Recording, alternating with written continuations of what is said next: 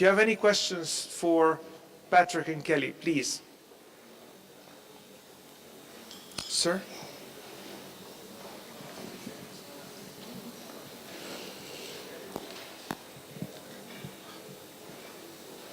Good morning, everyone. I'm Dr. Hassan Nasrallah, President of the French University in Egypt and the former President of Alexandria University.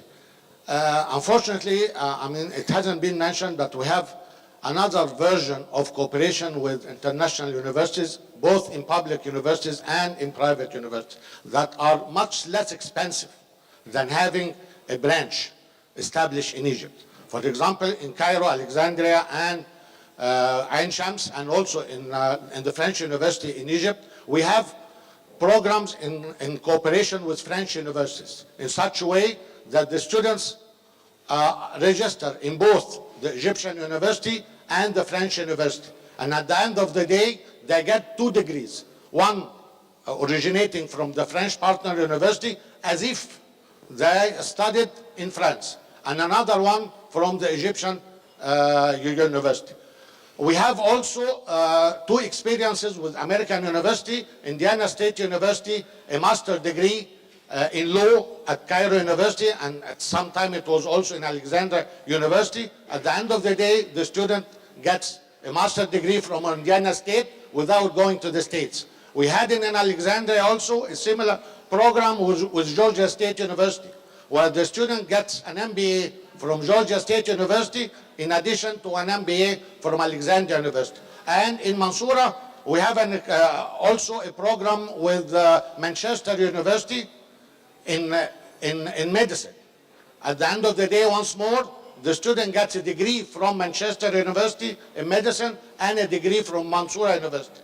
Such arrangement reduces the cost enormously, because most of the cost of the program, electricity, salaries and stuff like that, are paid by the host Egyptian university.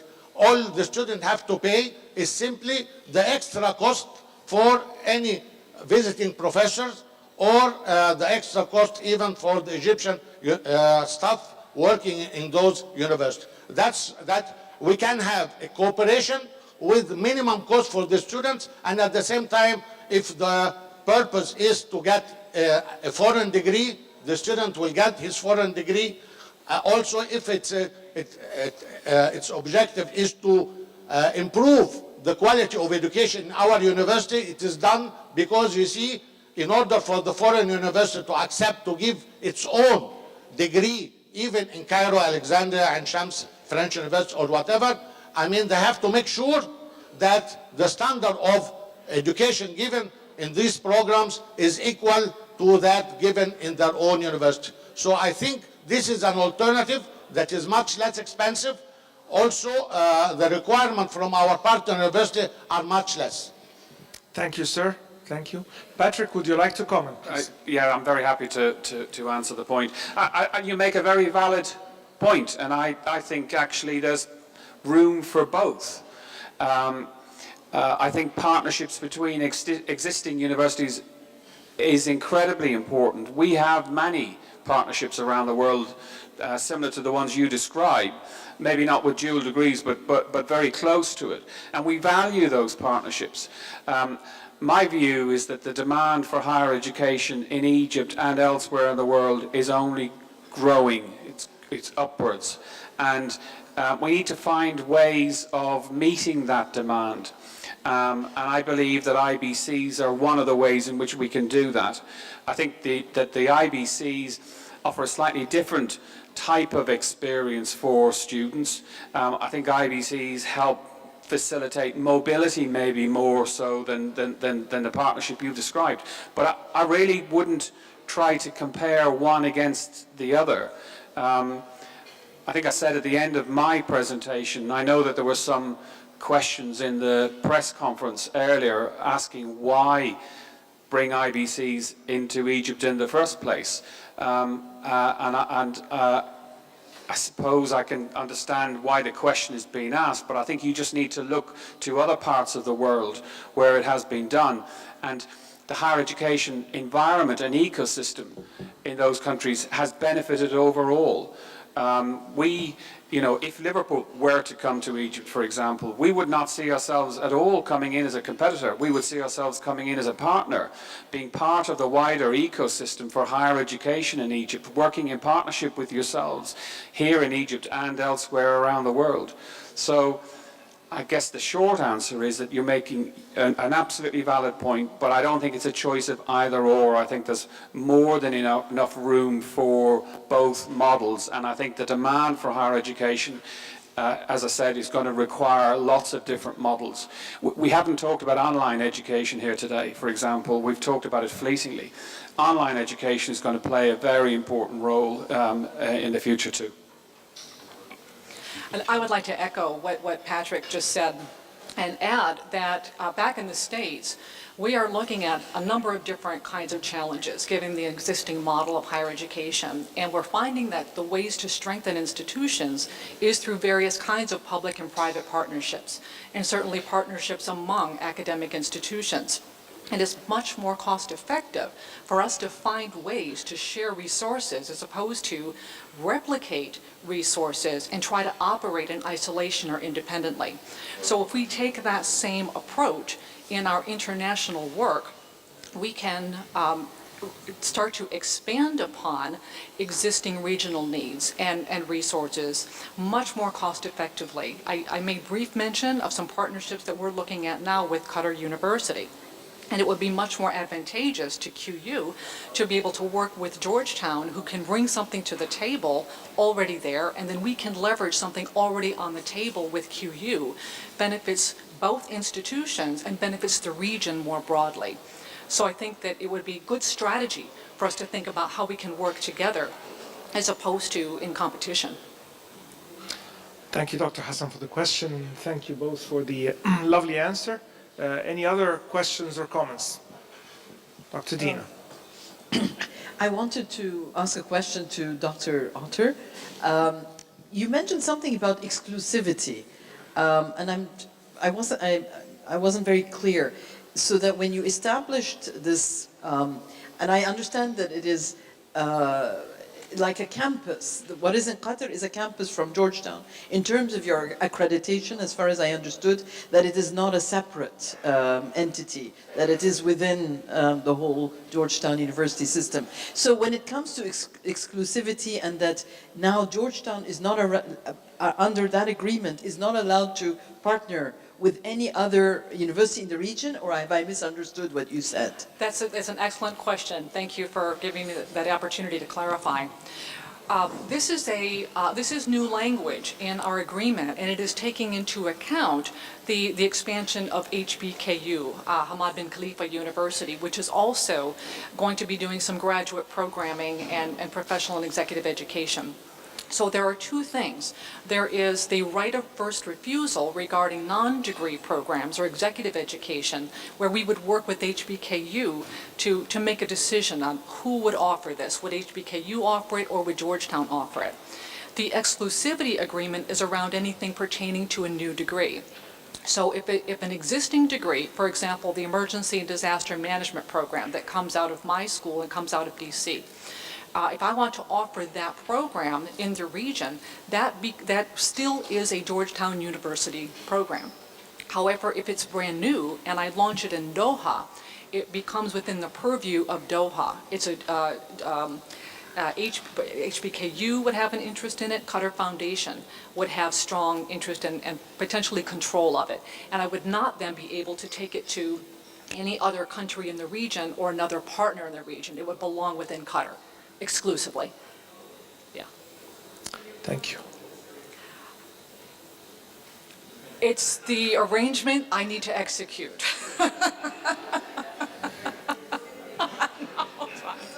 Thank you. Next question, is there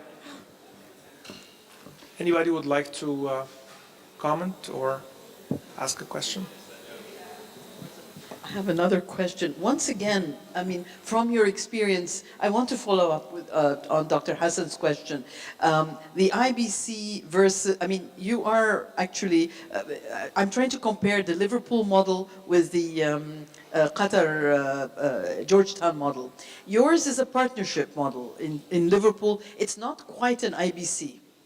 And it's that 50-50 that I think is working very, very well, and given the enrollment and all that. Now, again, I don't want to be critical on regarding the Qatar model, but it is 257 students, and in specific areas of study. As an IBC, would this be for Georgetown a success? And would you have considered then a model like 50-50% partnership in hindsight would have been something different? I'm trying to be diplomatic here. Again, that's another very challenging question. The original vision was for the School of Foreign Service exclusively, and there was the mindset that there is a small community of residential undergraduate students from the local community who could be served in a very high quality fashion with this model. And then I think we consider Qatar Foundation our partners in many senses. We consider HBKU now our partners. And as our partners' priorities have changed, the university has looked differently at that very first moment when we stepped into Doha.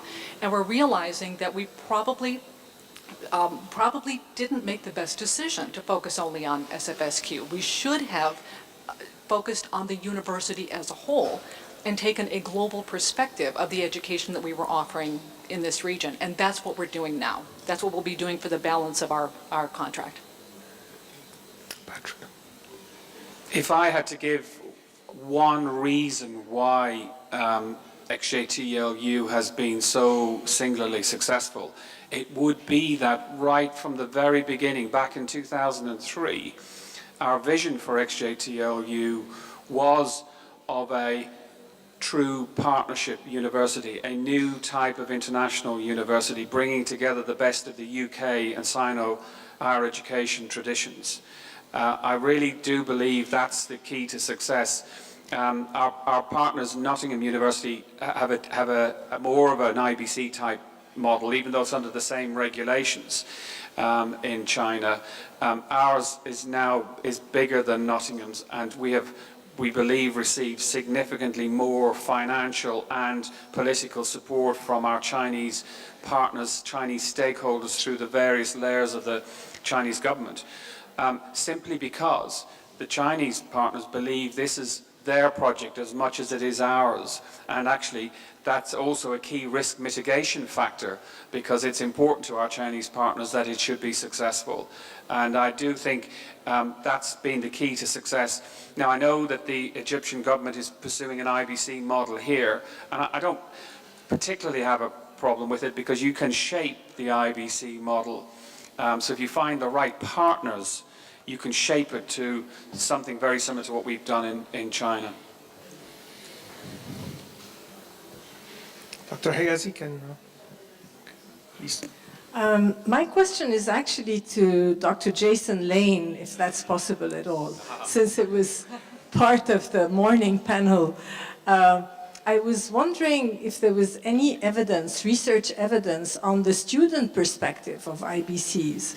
To what extent do we know much about student profiles that would favor IBCs as opposed to going abroad?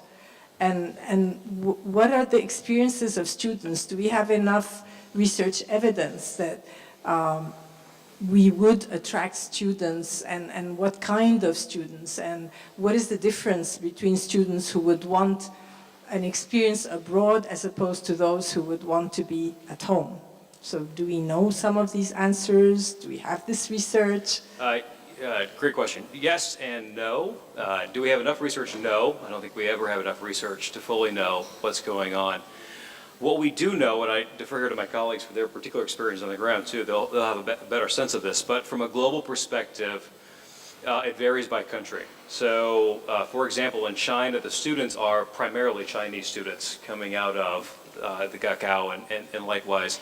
Across the Middle East, it's more of a mixture of local students, regional students, expatriates who are from other parts of the world.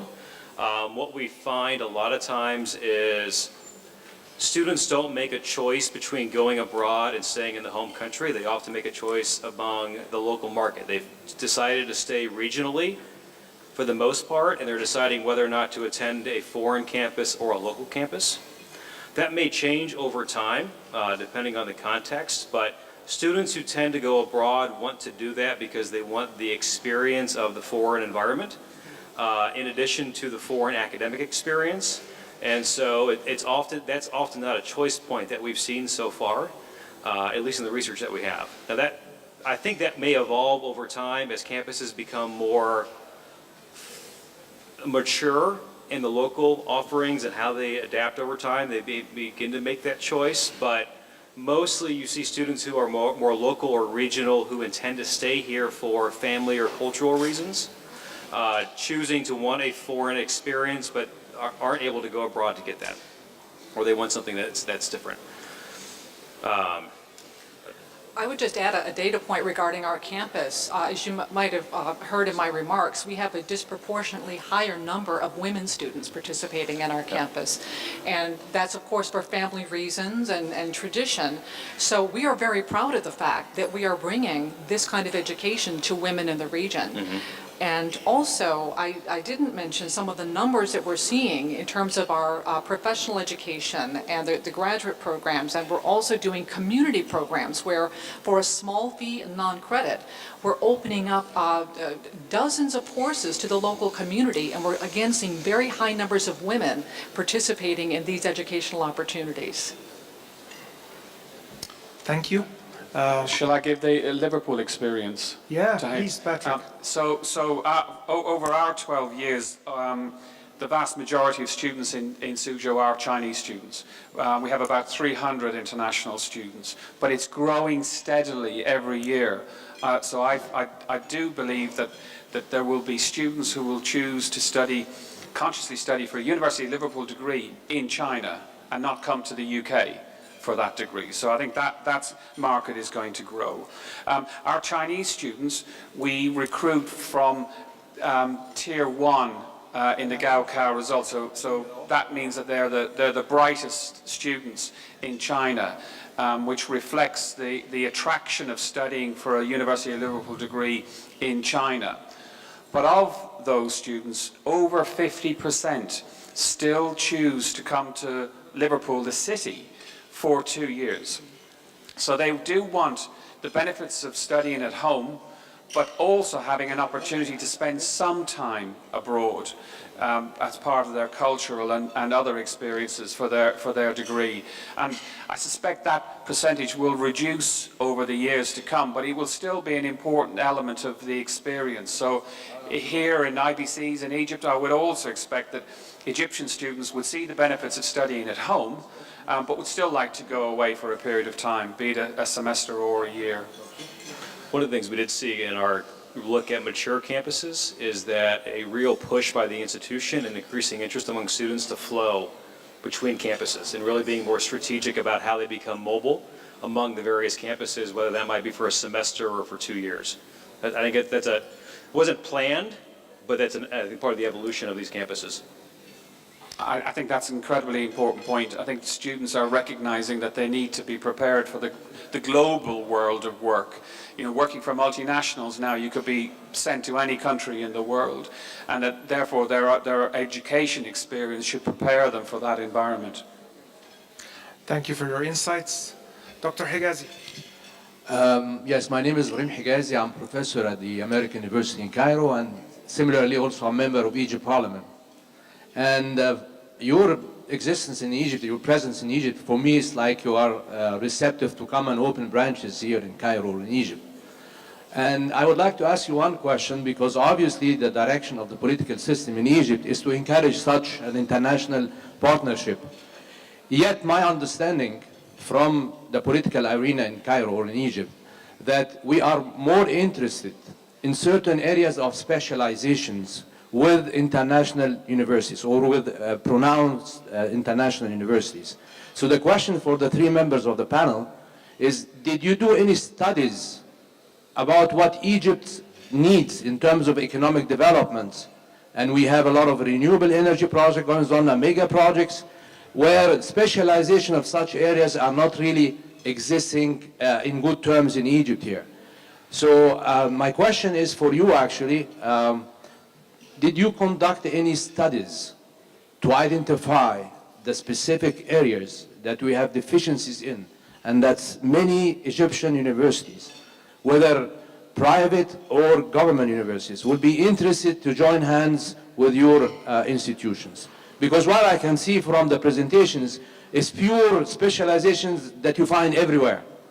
But Egypt needs something different for the future and for the well-being of this country.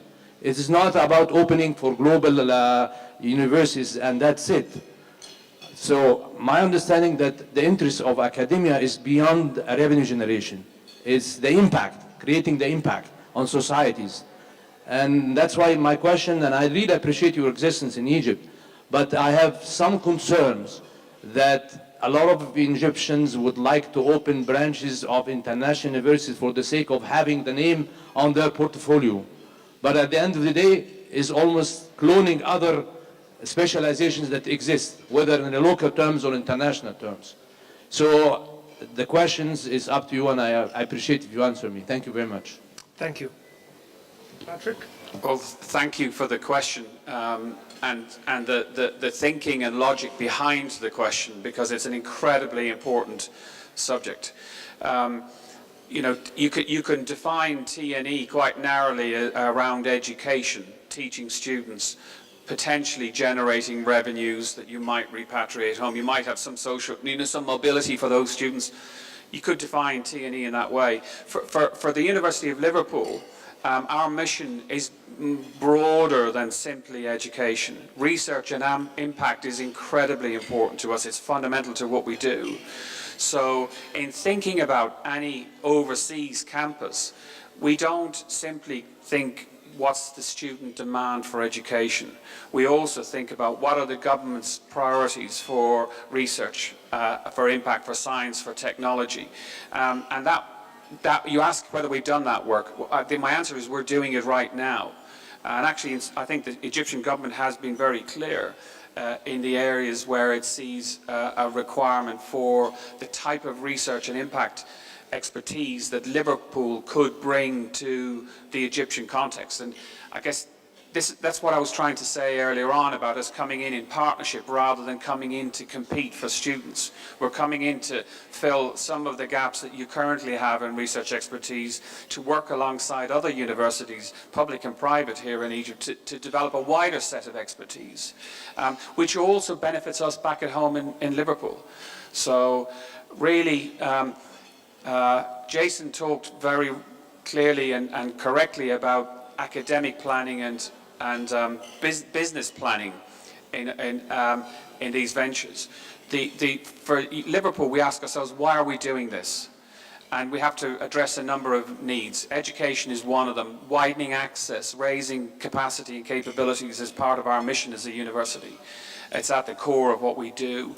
But our research ambitions and our ambitions around collaboration with industry and the economy more broadly are equally important to us. And unless we can find ways in which we can find mutual benefit locally and with our own researchers back at home, then we wouldn't proceed with an overseas campus.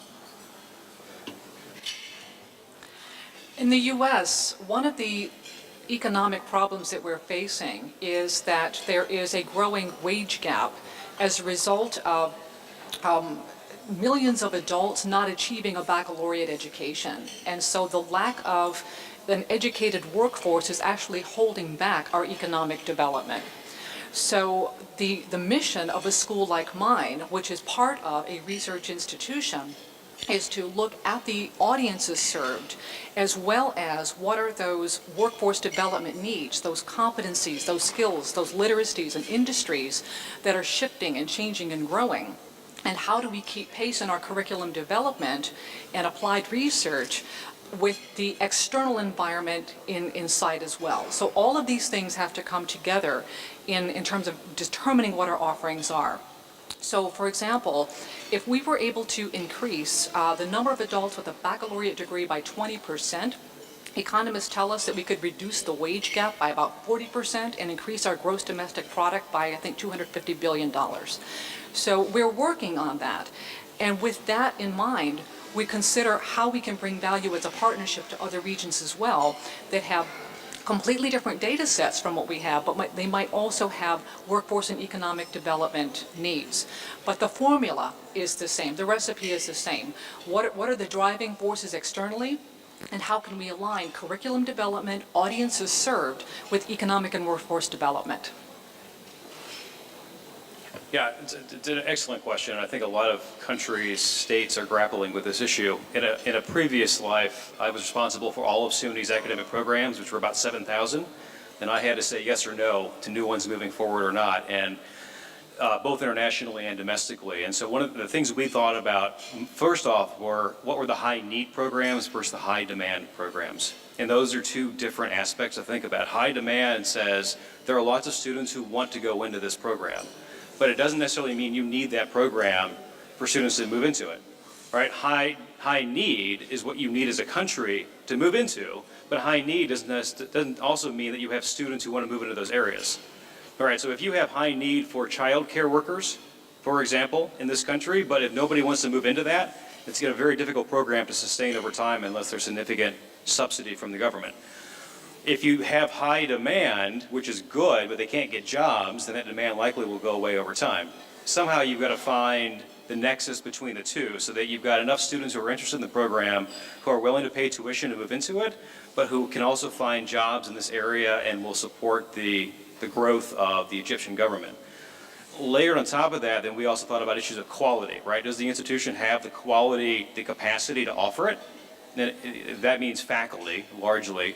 And then is there capacity in the system elsewhere where the degree is already being offered? So you don't just want to bring a new degree program in if there's already existing capacity within your system being offered elsewhere. You want to, I think as you're talking about, look at new areas of niche growth that will move forward. And so you want to be very strategic about some of that. But you can't, when you're developing a new institution like a branch campus, you can't just be strategic without thinking about how you're going to pay for everything at the same time. And so you may bring in one program, but if that program doesn't have enough students, you've got to think about other programs that are going to help cross-subsidize the cost of that high need program.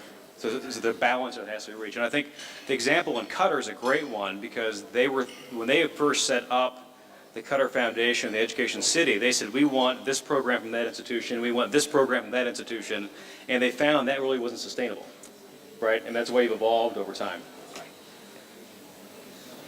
Thank you. Thank you very much. Any other questions? All right. If I could just make one comment. Yeah. Just on the previous question Dina asked about the difference between the two, and I think this is important as you look globally. There are very different contextual factors between China and Qatar also, when we think comparatively. China, much larger population, much more demand, not enough capacity right now to meet all the demand. Qatar, much smaller population base, much smaller level of capacity, a very different approach to it, and the regulatory schemes are set up very differently also in terms of what the expectations are between these two. So these weren't always choices by the institutions to move these directions. Some of them were being forced by what were the regulatory expectations of the country as well. And so as you think about the involvement here, keeping in mind those contextual factors I think is important. One country I would encourage you to look at is Malaysia. I think from a comparative perspective, they have a similar sort of situation with a large number of public and private institutions, a growing number of IBCs that have become part of that ecosystem, and one where there is a lot of collaboration and cooperation within the system there. Thank you.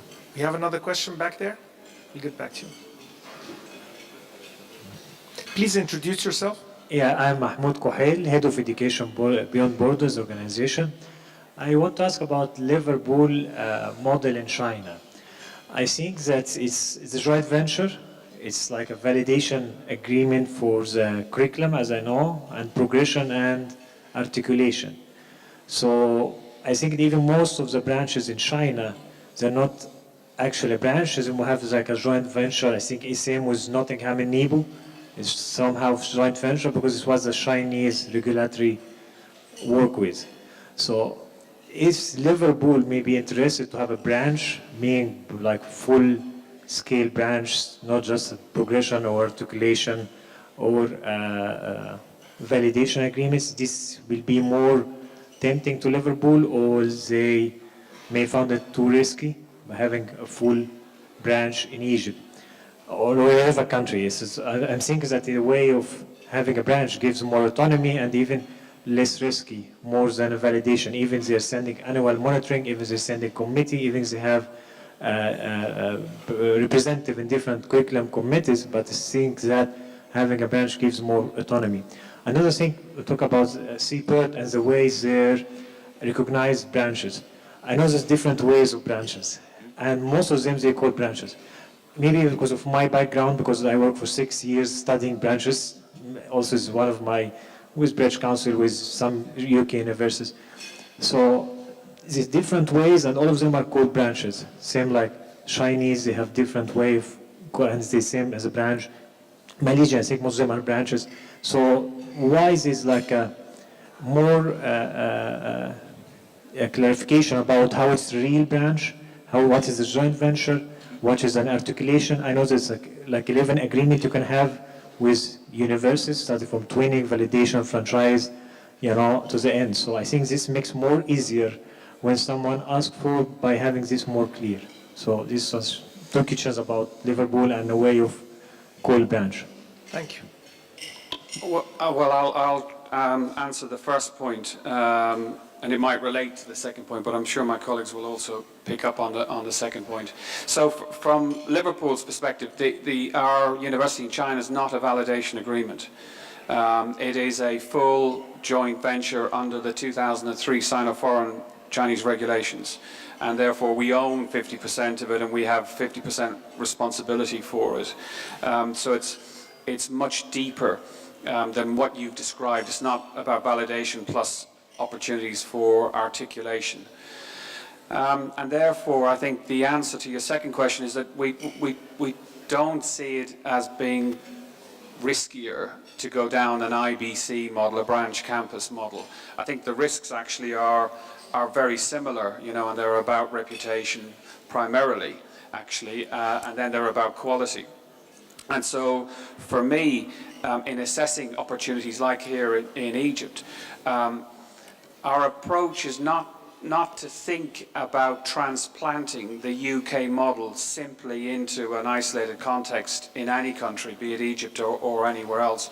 We believe very firmly that we're bringing expertise, we're bringing experience to the table, but equally we're going to work locally with partners who will bring their own expertise and experience and culture and history to the table. And what we develop together will be unique to the location that we develop it in. So a joint venture in Egypt will be different to a joint venture in China, and it will be different to the campus in Liverpool. The commonalities will be around quality, primarily quality, and of academic quality, but quality of the wider student experience, and a set of common values. Equally will be important to all of the ventures.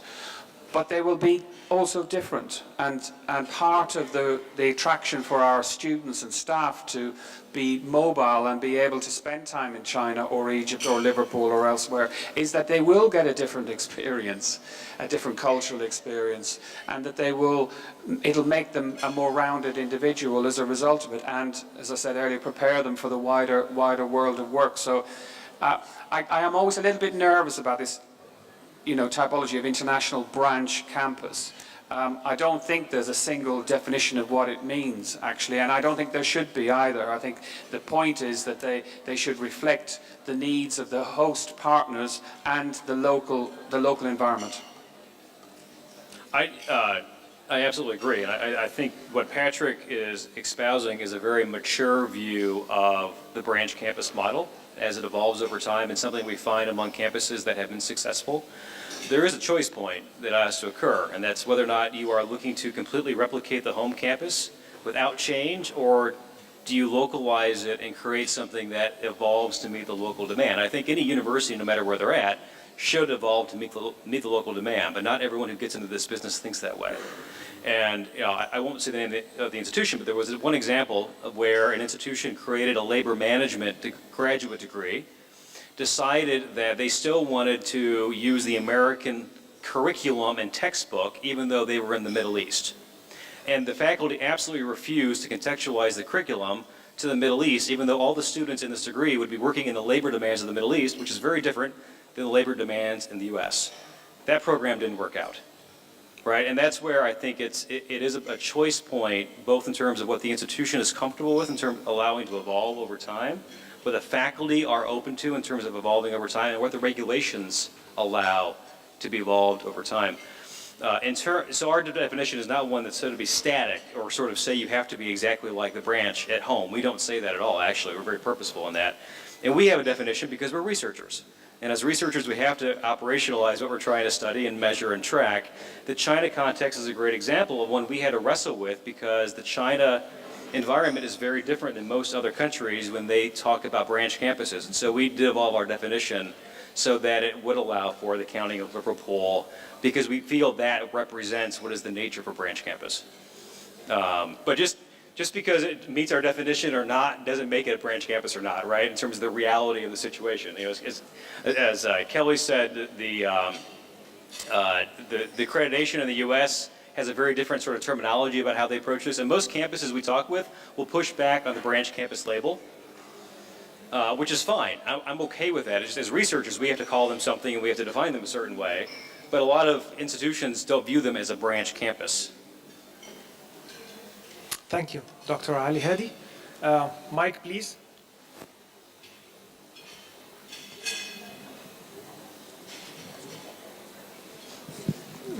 My name is Ali Hadi. I'm a professor of mathematics and actuarial science here at AUC. I first want to thank the three of you for an excellent and informative talks. Whenever I hear talks about IBCs or read about IBCs, I see a lot of emphasis on the demand side. So if there's the high demand, we'll go. If not, we will not. My real concern is not really about the demand side. It is about the supply side. Mm-hmm. The supply means here faculty, not the students. You know very well that the quality of the program depends critically on the quality of the faculty, number one, and then the quality of the students, because the quality of the faculty is the one that attracts good students. I think Kelly mentioned that it's difficult to recruit people from the home university to go to the branch campus, which I know very well why it is difficult. So to face this problem or to solve it, you have to depend on hiring people, recruiting faculty, particular to this branch campus. And the question is, are you going to apply the same standards for recruiting faculty in the home institution as in the branch campus? I say this because I experienced myself very well. I was at Cornell at the time when they discussed the medical school in Qatar, and there are so many debates. I think Jason mentioned all the pros and the cons about things. But I think the real challenge is recruiting high-quality faculty to support this program. So any suggestions to solve this problem?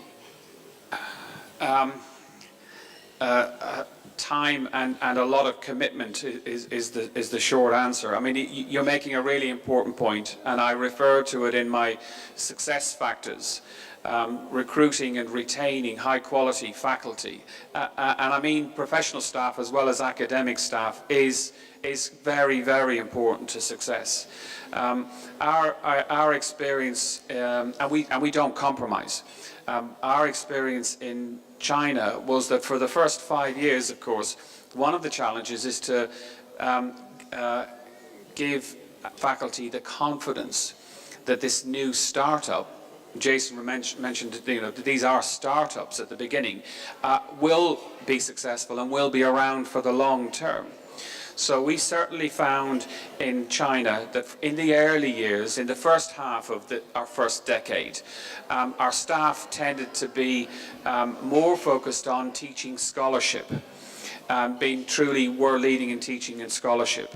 And we've evolved slowly to, well, it's not that slowly, but within 10 years, we now have very high quality research, active faculty in Suzhou. And we've achieved that because our mission was very clear at the outset about the type of university that we wanted to create.